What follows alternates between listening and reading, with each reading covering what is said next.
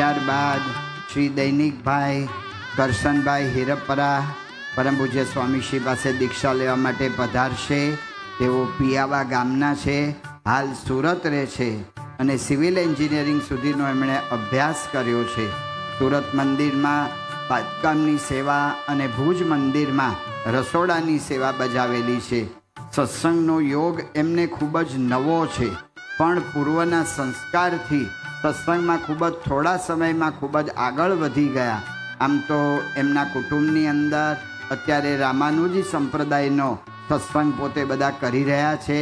તેમ છતાં પણ એમના માતુશ્રી અને પિતાશ્રીએ રાજીપાથી પોતાના પુત્રને પરમ પૂજ્ય સ્વામીશ્રીના ચરણે એ અર્પણ કર્યા છે. શ્રી દૈનિકભાઈ એમનું જીવન ખૂબ જ ભક્તિભાવવાળું છે. ક્યારેય કોઈ જાતની ગ્રામ્ય વાર્તા કરવી નહીં અને સમયનો સદુપયોગ કરીને ભક્તિ કરતા રહેવું, અભાવ ગુણની વાતમાં પડવું નહીં.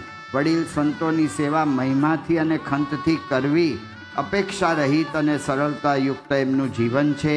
એવા શ્રી દૈનિકભાઈને દીક્ષા આપીને પરમ પૂજ્ય સ્વામીશ્રી તેઓનું નામ પૂજ્ય સુબંધુ ભગત રાખે છે. જય સ્વામિનારાયણ. સુબંધુ ભગત, જય સ્વામિનારાયણ. આજના પ્રસંગે તેઓના પિતાશ્રી સંત રસોઈ અને ધોતિયાની સેવા પણ કરી રહ્યા છે.